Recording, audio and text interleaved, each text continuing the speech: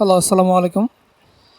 তো আজকে আমরা আইফোন 11 একটা ফোনে এমডিএম লক আনলক করব। তো কীভাবে আনলক করতে হয় এটা অবশ্যই আপনারা দেখবেন।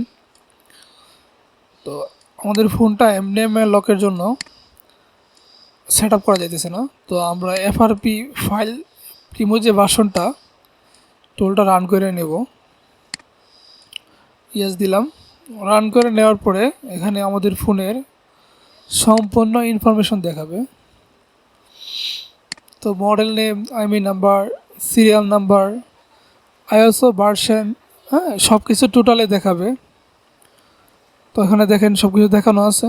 তো এখানে রেজিস্ট্রেশন, ঠিক আছে, আমাদের এটা রেজিস্ট্রেশন করা আছে অলরেডি। তো আমরা সিরিয়াল নাম্বার দিয়ে রেজিস্ট্রেশন করে দিছি। তো এমডিএম রিমুভে ক্লিক দিলাম। ক্লিক দেওয়ার পরে কিছুক্ষণের ভিতরে আমাদের ফোনটা খুব সুন্দরভাবে এমডিএম রিমুভ হয়ে যাবে।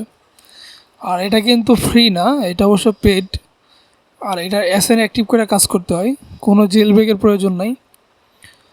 তো যারা আপনারা ফোনের এমডিএম লক খুলতে চান, আইফোনের বা ক্লাউড লক খুলতে চান, বা সিম লক, কান্ট্রি লক যাই বলেন, বা সফটওয়্যারের কাজ করতে চান, যে কোনো ফোনের অবশ্যই যোগাযোগ করবেন। আমরা খুব কম টাকার ভিতরে কাজ করে থাকি। তো আমাদের এই কাস্টমার অনেক জায়গায় দেখাইছে ফোনটা, কোথাও আপনার এমডিএম রিমুভ হইতেছে না। আনলক করলে ট্রাই করছে অনেকবার, তারপরে অনেক বড় বড় টেকনিশিয়ান আছে, ওনারাও ট্রাই করছে কিন্তু হয় নাই। তো এটার অবশ্যই একটা ছোট্ট ট্রিক্স আছে। তো আমি অবশ্যই এটাকে ট্রিক্সটা খাটাই নিয়েছি ফোনে।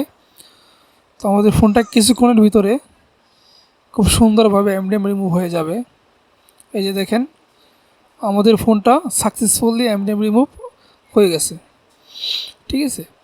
পরবর্তীতে যখন মোবাইলটা বাইপাস করার পরবর্তীতে যখন মোবাইলটা আবার রিসেট আপডেট করবেন, আবার এমডিএম লক আসবে। সেক্ষেত্রে আপনি এই টুলটা দিয়ে ফ্রিতে আবার করতে পারবেন। একবার যখন এসএন অ্যাক্টিভ করবেন, পরবর্তীতে ফ্রি। তো সবাই ভালো থাকবেন। আসসালামু আলাইকুম।